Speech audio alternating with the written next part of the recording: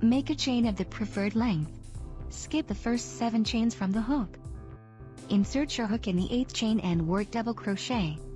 Insert your hook in the 9th chain and work another double crochet.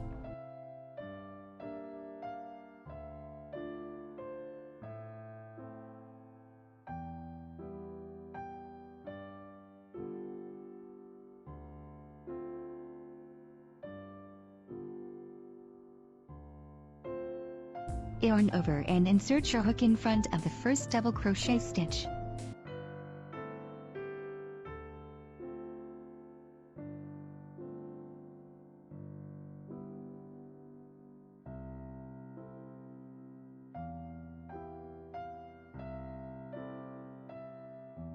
Work the 3rd double crochet.